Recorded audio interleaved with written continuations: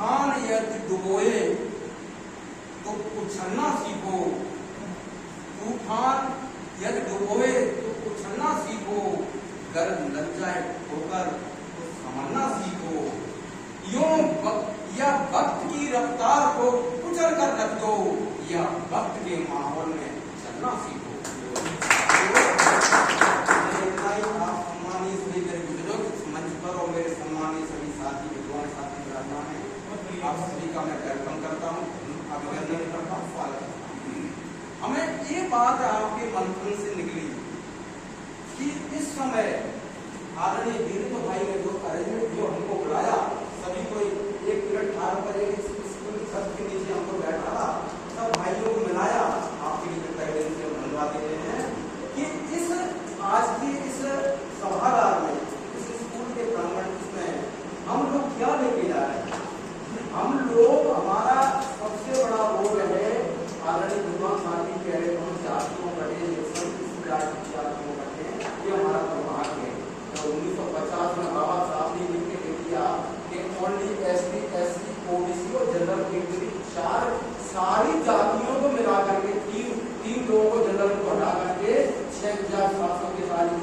जातियों को SC, ST, OBC मिला करके एक वर्ग दे दिया। उसमें से 3,743 जातियां हमको ओबीसी में डाल, हमको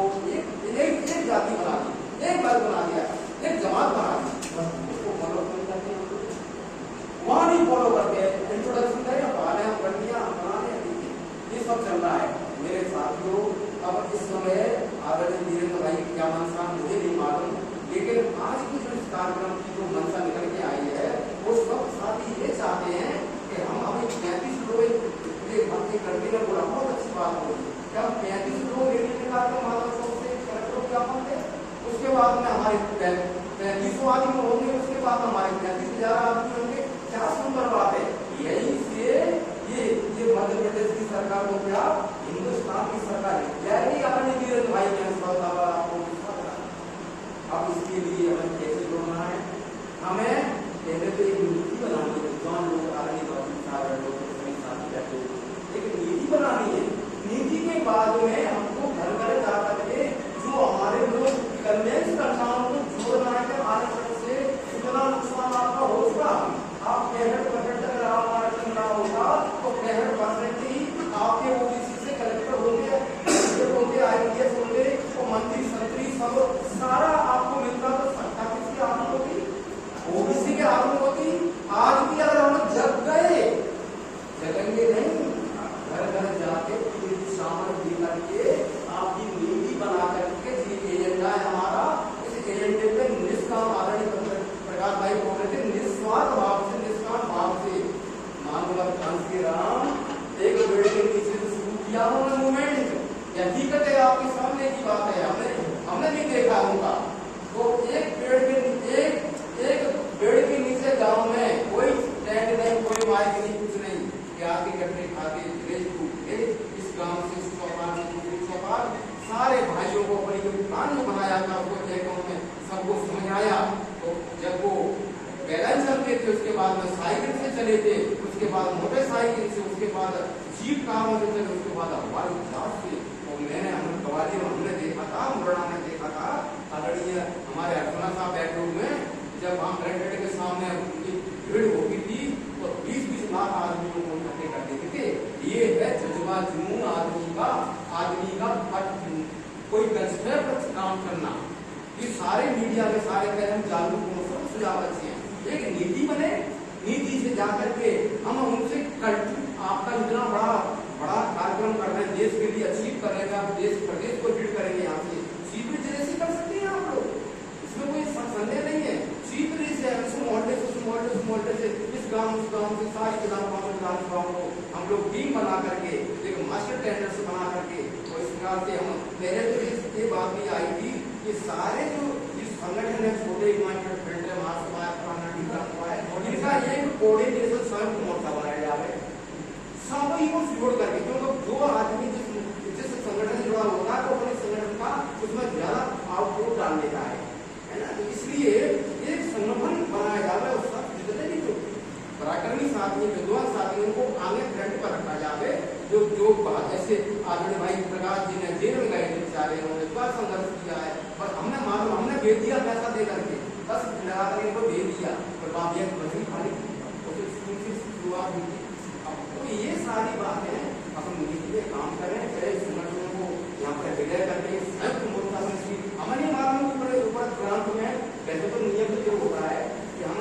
जिले की जो इकाई होती है वो ग्राम से जुड़ी होती है, तो ग्राम का अगर संदेश देना चाहते हैं, आप ऊँची गंगा को लेना चाहते हैं, ऊँची गंगा नहीं है, ये सीधी गंगा है, जमीनी लड़ाई है,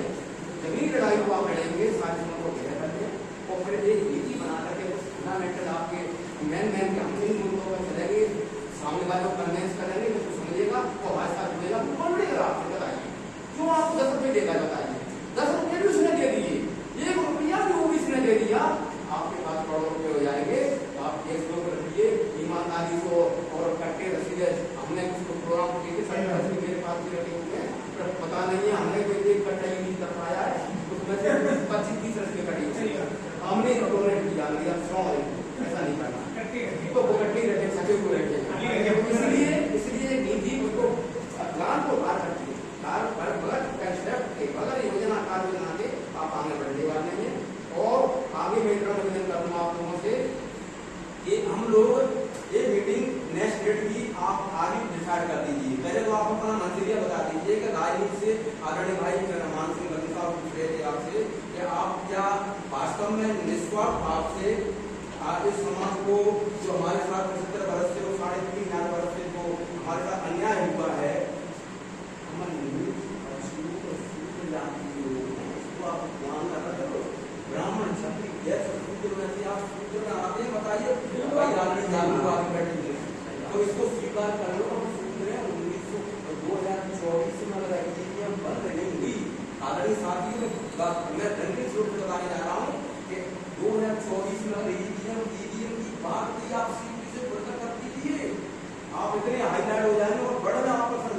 नहीं बड़ा हो जाएगा। ऐसे जज्बाती लोग हैं, जानकार लोग हैं, इतने समाज का भाग कराने वाले लोग हैं, तो वो इसी की बातें भी निकाल के ला रहे हैं और वो पे ला रहे हैं, आपका ठंडा खुल जाएगा, आपके पास माँ का भोपा का आदमी आपको सीखी देखेगा सुनेगा। तो इसलिए ईवीएम और 2024 में बंद नहीं हुई तो आप मनुस्मृति लालू साहब कह रहे थे जिससे हो जाएगी, तो अगले 50 साल तक अभी आप इसमें बैठे हैं, हम 2-4 को पकड़ के डंडे दे करके जेल में डाल देंगे, कोई जमा करने वाला नहीं होगा, इसीलिए अभी मौका है 2 महीने के अगर आप लोग ईवीएम को बंद करवा दें और जो कहते हैं कि वफादार कभी समझा नहीं हो सकता बन सकता और समझा कभी वफादार नहीं बन सकता, ये हकीकत बात है। जो हमारे ओबीसी का लाभ लेकर ओबीसी के जो लोग पॉलिटिक्स में राजनीति हमारे हमको दोहन कर रहे हैं, मैं उनको शब्द बोलूं, आप समझ लीजिए मैं क्या बोलना चाहता हूं, उन ऐसे चमचों को आप निगलेक्ट कर दीजिए, वो आपके नहीं है, वो पार्टियों के खरीदे हुए एजेंट गुलाम हैं, इसीलिए आपका शोषण हो रहा है, दोहन हो रहा है। भाई कह रहे हैं कि वो बैठे हुए हैं, मैं उनके दर्द को सुन रहा हूँ, तो हमारा जो समाज जुड़ा हुआ है, मैं जरा नहीं बोलूंगा, बहुत समय हो गया है, मैं इतना ही कहेंगे कि आप लोग डटे रहिए। आदरणीय भाई आपको अभी थोड़ा एक मिनट करना पड़ेगा, क्या आप नेतृत्व करने के लिए तैयार है? क्या आप कोई भी संगठन में संघ मोर्चा का बना करके आपके नेतृत्व में पूरे जिले को जोड़ना चाहते हैं, बशर्ते मानव क्रांति नाम का त्याग आपके अंदर होना चाहिए। फिर देखिए समाज के जमात का कोई अधिकार को किसी के बाप की गम नहीं है, तो आप देने से रोक एक शब्दों के साथ मैंने आपसे